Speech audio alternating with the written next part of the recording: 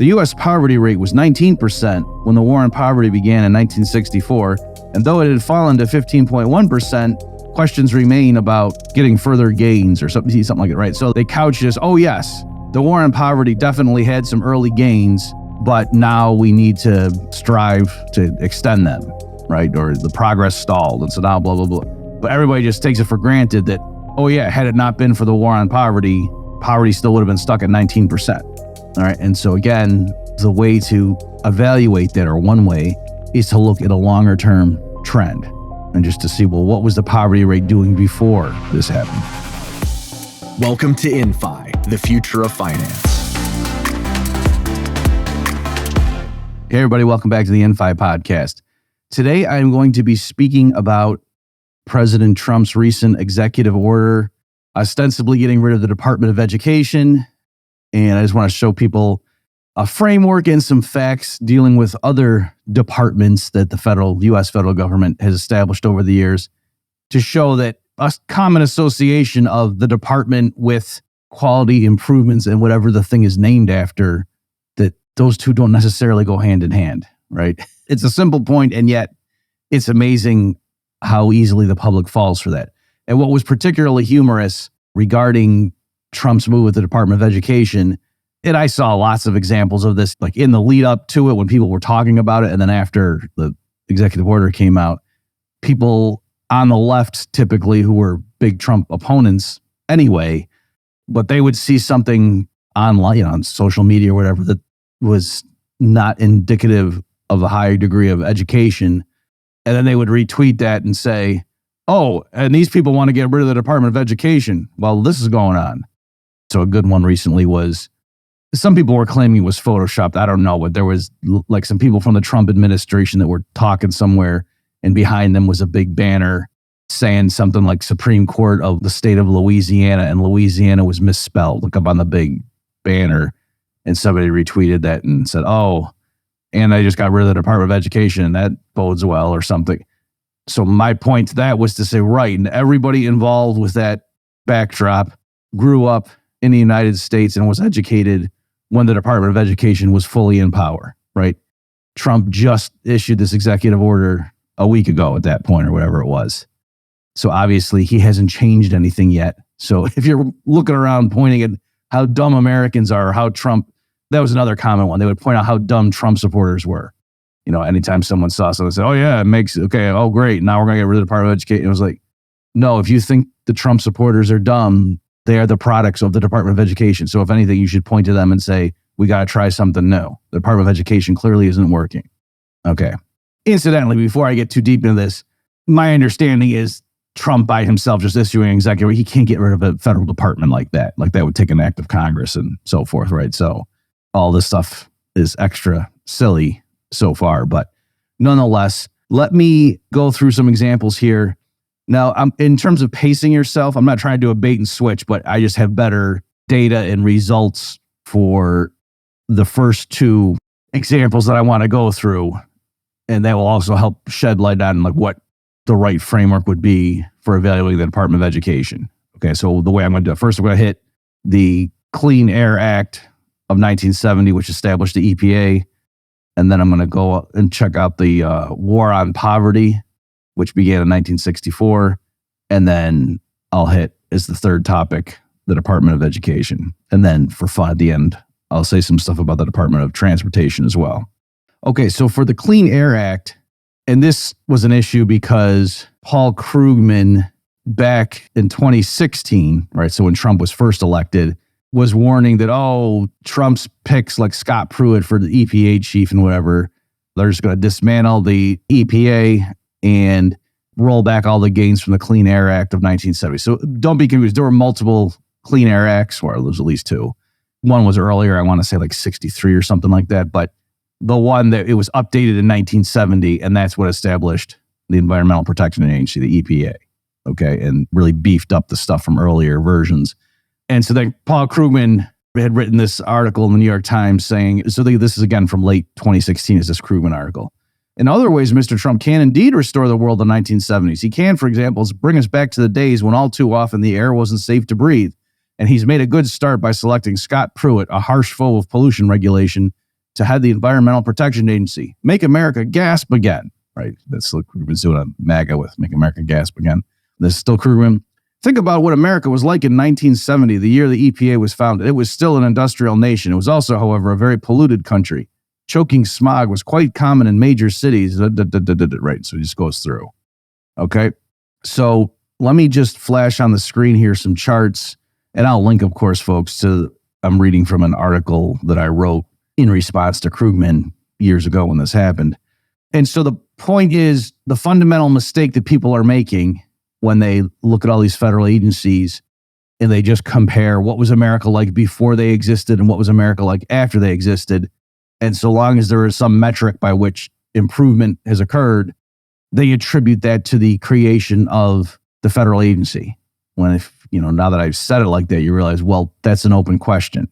And so in particular, there's lots of things about life that get better over time, generally speaking, looking at the nation, right? Not saying he's a human, over time, you might say, yeah, my back just hurts more and more, but I'm talking about the country.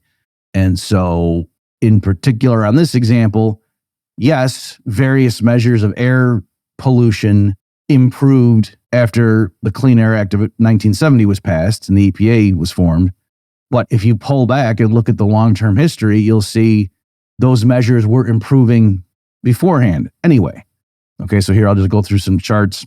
So this one's showing long-term trends in particulate matter in Pittsburgh. Okay, and you can see they got 3 different types of measurements there. And you can see before 1960 on this particular data set, it gets sparse. And so you take it with a grain of salt. But nonetheless, you can see that the various measures they're using here, and again, this is just all pertaining to Pittsburgh. It just happened to be a chart that I had access to. You can see that the bulk of the savings, if you will, or improvement came about from like the late 1950s up to 1970.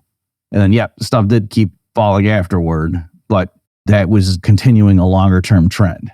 Here's another example showing long-term trends in particulate matter levels in several U.S. cities. So you got New York, Chicago, Pittsburgh, and Cincinnati.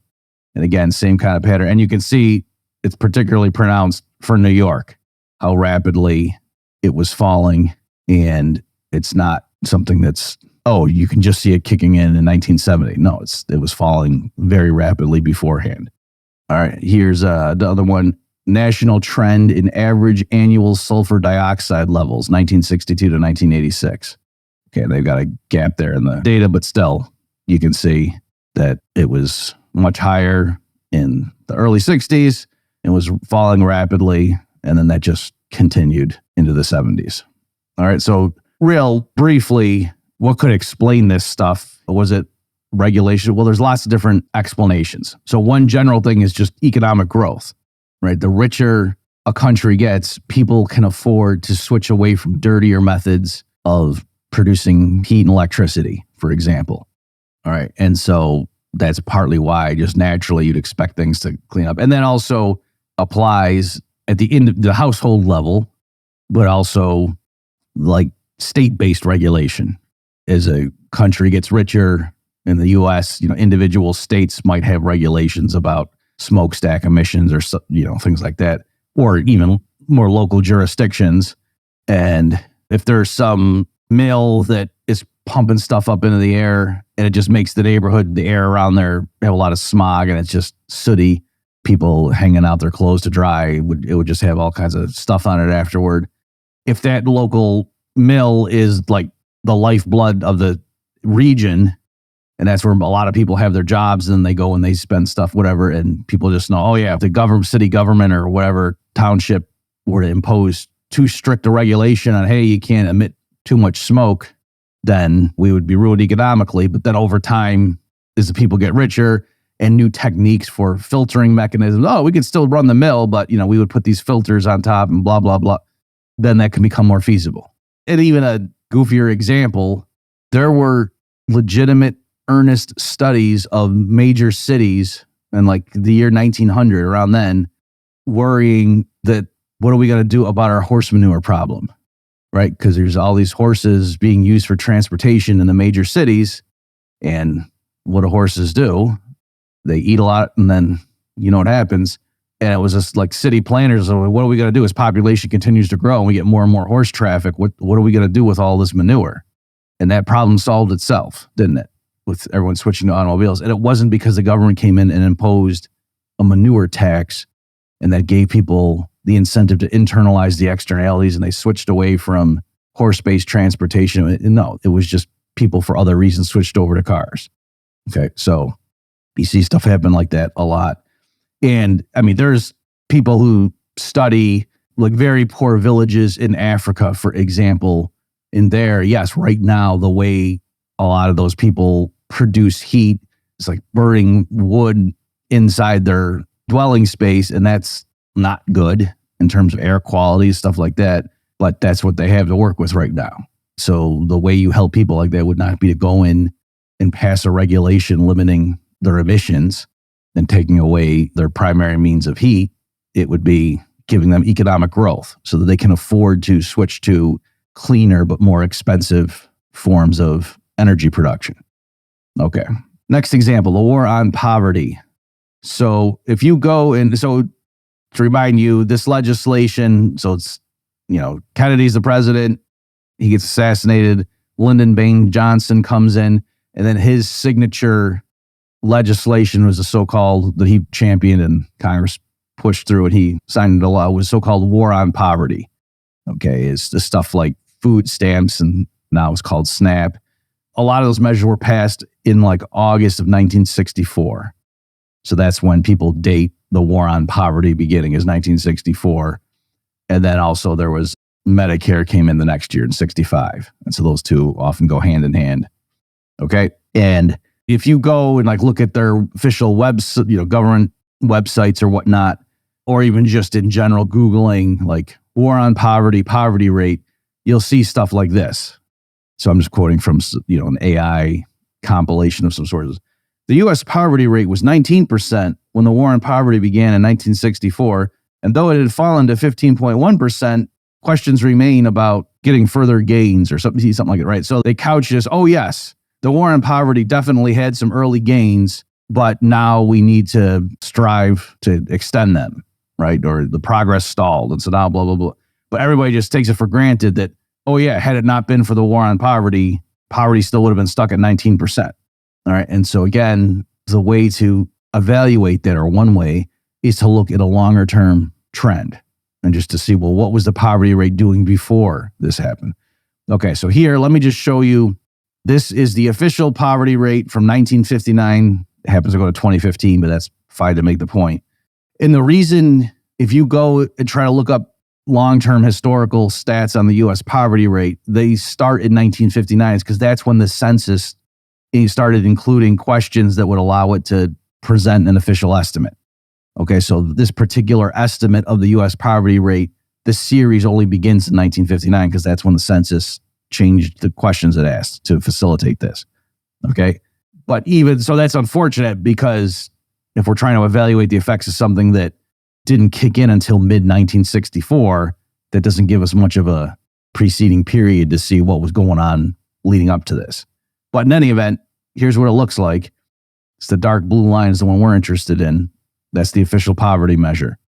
Okay. And so meaning, what percentage of the U.S. population was at or below the poverty line. And you can see, just eyeballing that chart, that, yep, when the program kicked in. Now, it's common in these things to take 1964 as the inflection point, to say the war on poverty began in 1964. I've seen other people argue, come on, the legislation wasn't even passed until August of 64. And in the early years, what we think of as the war on poverty wasn't really in full bore mode. And also, like, Medicare wasn't even till the next year, right? So given that there clearly, as you can see here, was already a trend in motion, it is doing a favor to the war on poverty's results by by picking 1964 as the start of the war on poverty. But in any event, if we do that on the official measures, it is true. If you just look at the 5 years before and 5 years after, so from 1959 to 1964, the poverty rate dropped 3.4 percentage points. If you look from 1964 to 1969, it dropped by 6.9. Okay. So it was still dropping. So, but my point is, even on its own terms, and if you're as generous as possible, you could say, yes, the war on poverty seems to, in the early years, have accelerated a little bit a trend that was already in place. But that is, this chart indicates, you can see it eventually bottomed out by like the late 1960s. And then poverty's just been bouncing around since then. And then what's more interesting, though, is if you pull back and take a longer term view. So again, the issue is we don't have a consistent series that goes from before 1959, right? So the best data we have go from 59 forward. But obviously, there's other ways that economic historians can estimate what was the poverty rate in the United States before 1959. So I just grabbed this particular table from a book or a paper on the subject, and you can just see what this looks like. So the guy had a table, and we're just charting it here for you folks. And here, if I do a longer term, so this data set begins in 1948. Okay, so for the longest stretch we have, if I go say, what was the poverty rate in 1948? Well, back then it was 32.8%, according to these estimates. Okay, so from 1948 to 1964, the poverty rate dropped by 13.8 percentage points, right? Again, so before the war on poverty began, in that stretch, the poverty rate dropped 13.8 percentage points.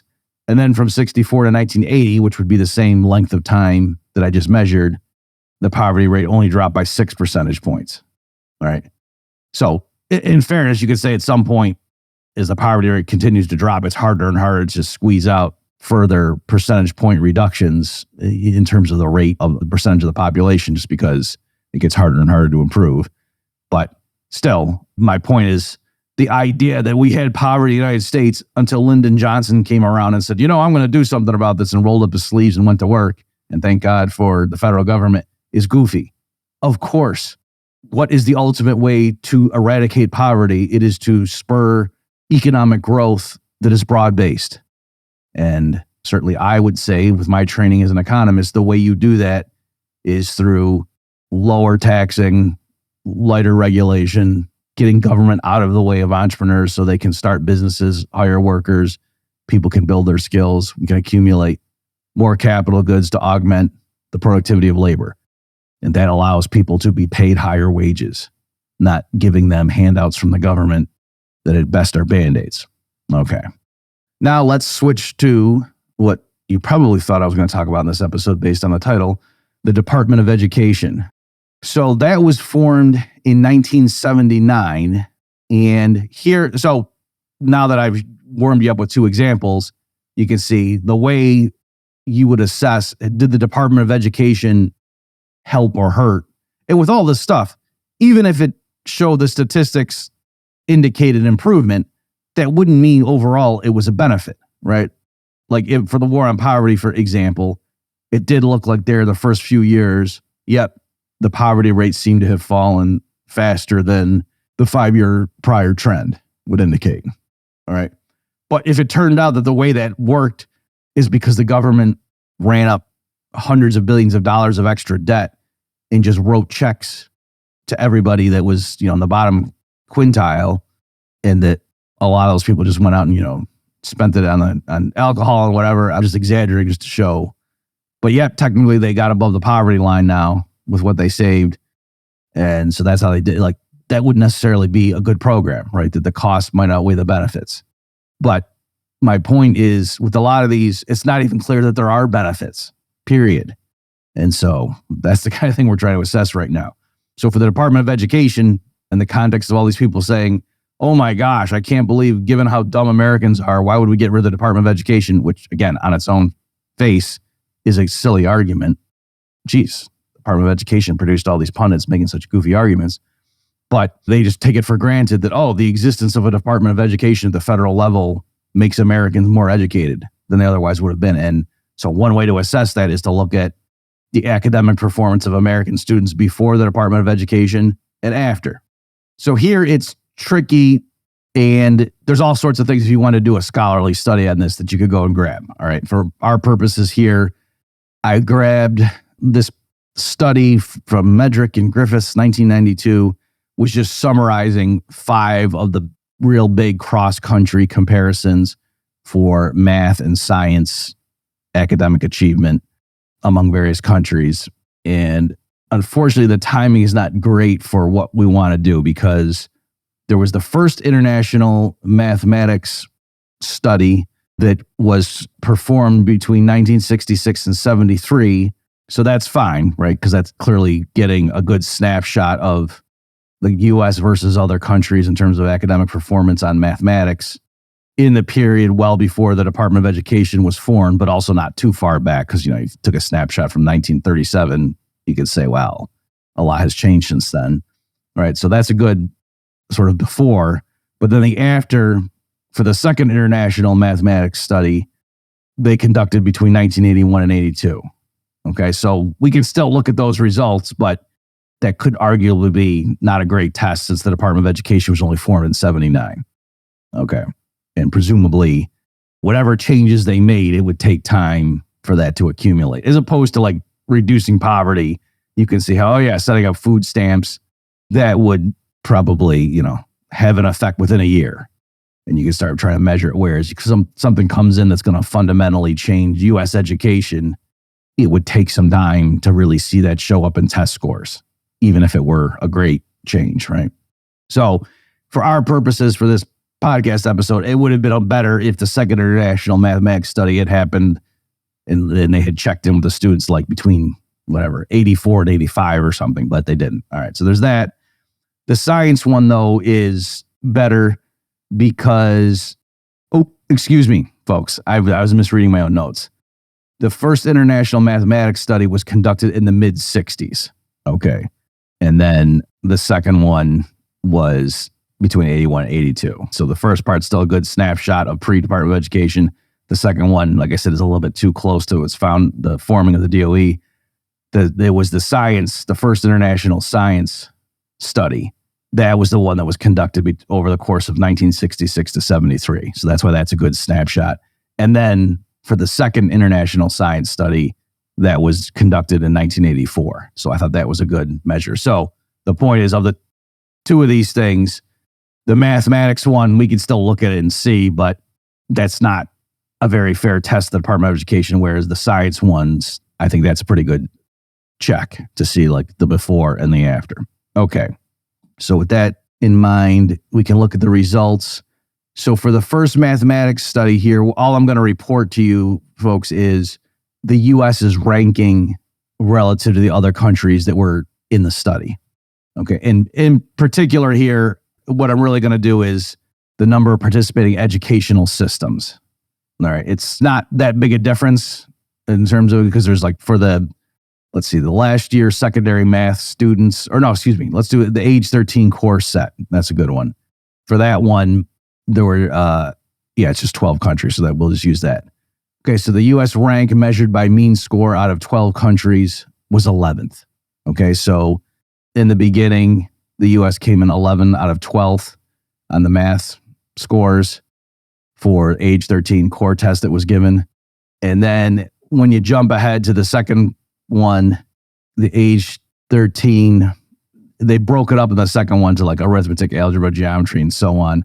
In there, it depends what you look at. Like arithmetic, the U.S., so now we're looking at, there were 20 participating educational systems. All right, so it's a little bit higher than the number of countries, because some countries, they broke it like into, like one province was assessed one way and another one a different way, right? So in any event, the U.S. for arithmetic in the second time that they checked in was ranked 10 out of 20, but then like measurement, it was 18 out of 20. I mean, the concept of like, how do you measure stuff? In statistics, they did well. They were 8 out of 20. Geometry, they were 16 out of 20. Okay. So there, in and of itself, you could say the U.S. arguably did better, but a lot of those, it was kind of like it started out almost dead last. So there's nowhere to go but up. And on some of those metrics, they still didn't go up very much. Okay. The science, and we could go ahead and look at that, because the other thing too, though, is keep in mind, even though that sounds like, oh yeah, they went from 11 out of 12 to 10 out of 20. hey, that seems like an improvement, but not when they went to on a different subject, 18 out of 20.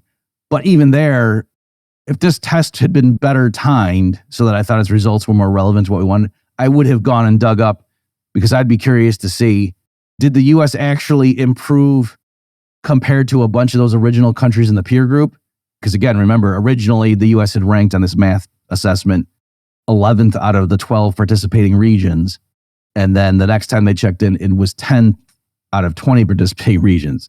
So did they just bring in a bunch of other areas that weren't very good, and the US kind of stayed the same versus that original cohort? That's the thing I would be curious to see.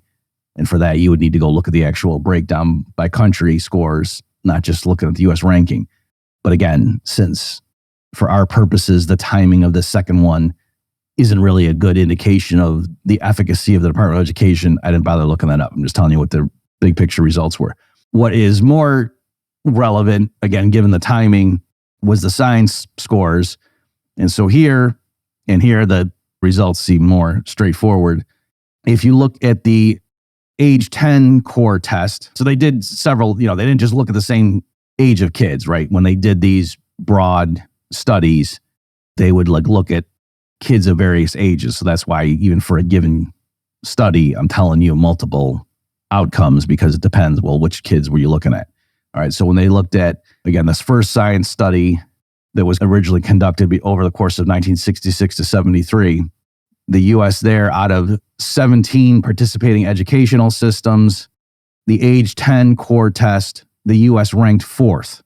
All right, so very, very good. Fourth out of 17. For the age 14 kids core test, the US ranked seventh, I should say, out of 19. And then the last year of secondary school, not as good. They ranked 14th out of 19.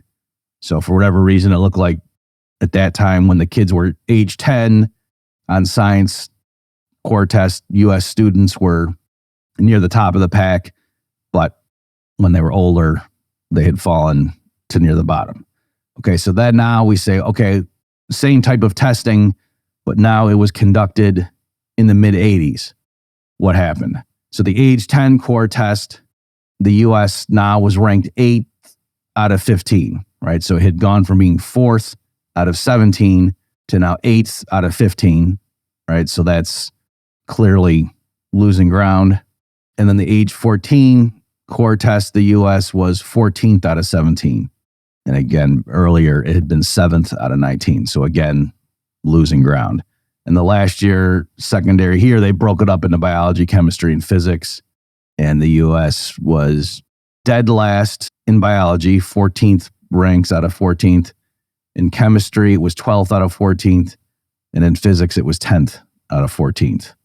Okay. Whereas again, on the first round, the first battery that they did originally in mid 60s to early 70s, they just had a broad measure, and the US was 14th out of 19th. All right. So as far as the science, it looks pretty unambiguous that US students relative to their foreign peers scored worse in 1984 than they had earlier in 66 through 73.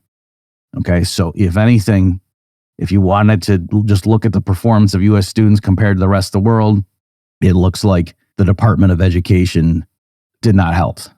And then also too, I'm not going to dive into the specifics again, because here I'm just kind of making a general qualitative point about be careful with these things and how you frame it. But there's all sorts of anecdotal statistics. I know that sounds like a contradiction. What I mean is groups that have an interest in a situation being a certain way, trying to make a point. What I'm referring to is illiteracy, right? So there's all sorts of evaluations and things talking about like functional illiteracy and what large percentage of the population reads at a 6th grade level, stuff like that. So it's not merely that, oh yeah, the rest of the world's really doing awesome too. And that even though the US's ranking has fallen, in general, the kids right now that the US educational system at all levels is cranking out are really just Renaissance men and women who are equipped to go tackle the world with all of their extensive knowledge of not just reading, writing, and arithmetic, but also Greek literature and world history. And so, come on, that's not what's going on. All right. So, but again, I'm not going to sit here and quote specific statistics because I would have to first do a bunch of research to see what was the methodology in this study and blah, blah, blah. That's not as important for the point of this. Let me just, rounding this out, mention some things about the Department of Transportation, which was formed in 1967, because there too, I think sometimes the way people are framing that, and I've argued with them, and they would say, oh, well, I mean, you need the federal government to be involved with roads because otherwise, like, you couldn't have interstates. Like, how would they coordinate? And you need to have like this higher jurisdiction to come in and impose order and rules on the lower jurisdictions. Okay, so one thing is the U.S. interstate highway system was not created under the Department of Transportation. No, it was created under the Eisenhower administration. Specifically, it was legislation in 1956 that authorized what we think of as the interstate highways with the blue signs and everything. That was in the 50s. And then there was even earlier legislation, like in the 20s, that established like the numbering system for roads or whatever. So again, even if you think something should be done partly at the federal level, perhaps in conjunction with the states, that doesn't mean there needs to be a federal department devoted to that issue. All right. So there's just a modest point, but just pointing that out. And then also, just as an aside, it was interesting. When I was younger, would read like these old school conservative sort of crotchety guys. And one of them, I forget which one it was, but he was saying that it was interesting in the 50s during the Eisenhower administration when they were proposing creating and funding this interstate highway system. At the time, the proponents had to argue that, oh, this will facilitate national defense, right? Like if the U.S. gets invaded, we need to be able to quickly move tanks and troops from point A to point B. And so we need to have this interstate highway system up and running for that purpose.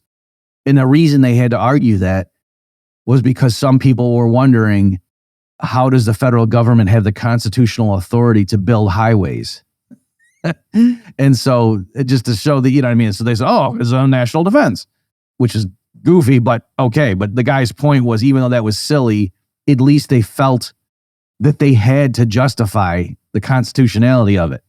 And we're talking about building roads, which is, kind of a quintessential, it's like a laugh line, punch line in libertarian circles that people will say, well, if you got rid of the government, who would build the roads, right? So it's just funny that at that point, the idea that the federal government funding highway construction and maintenance might not be part of the duties of the federal government, like, that's hilarious. Because you may remember somebody one time asked Nancy Pelosi, where in the Constitution does it give the federal government the authority to force people to buy health insurance? Talking about what we call Obamacare, Affordable Care. And her response was like, are you serious? Are you serious? I mean, let alone did she not point to the particular thing, or she didn't say like, well, it's the general welfare clause that we think blah, blah. No, she just was laughing at the guy like, are you kidding me that I have to defend? Where does the Constitution give us the power to force people to buy health insurance when, prima facie, it's not obvious that that's in the Constitution, right? But anyway, just to show how much things have changed from the 1950s to more recent times. The other element, though, too, is on its own terms, if that's how you're thinking, that, well, no, you need the federal government to come in and establish the rules of the game so that the highways can be contiguous or connect. Okay, well, do you know that trucks drive from Mexico into the U.S., and people drive from the U.S. into Canada, like to go see their side of the Niagara Falls and stuff like that, right? And so how is it possible that roads work between the two countries? Because there's different governments in charge of the two regions. Like, don't we need one world government to make sure that people can move from country to country? So you see the point that in general, with all this stuff, if your reflexive attitude is, well, no, you need some bigger government at a higher level to make sure everything all fits, or like, if there's air pollution, you got to have the federal government come in and regulate it, because otherwise there'd be smokestacks in New Jersey pumping stuff into neighboring states. And okay, so then we can't have the U.S. and Mexico and Canada have separate governments, because otherwise the roads wouldn't connect and there would be air pollution crossing the border.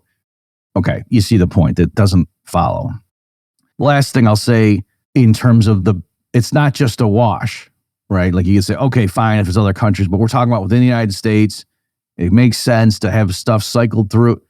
And no, there's a danger in having all the tax money flow through Washington to come right back. And I'll take highway funding as an example. The federal government, once it was established that, the way we're going to build highways is U.S. taxpayers are going to pay taxes to Washington, and then Washington's going to go around doling out the money to the states for them to build and maintain their highways. That gives a lot of control to Washington. And so, for example, of things about like speed limits, that was a big bargaining chip the federal government had when they wanted to establish the 55 mile per hour speed limit for conservation reasons. They couldn't just come in constitutionally and say nationwide, this is what the speed limit is. That's a state and local affair. But what they could do is say to a particular state, if you don't impose this speed limit on your own people that we think is correct, we're not going to give you highway funds, even though, those people statistically had been taxed, and had paid into the federal coffers. So again, it gives a lot more leverage to the higher levels of government when you evolve power up to there as opposed to devolving it down to more local jurisdictions. So big picture, the Department of Education is not obviously something that helps students learn better. And so therefore, don't fall for the hype. Kids were learning well before the Department of Education, and arguably we're doing better at it. Thanks for your attention, everybody. See you next time.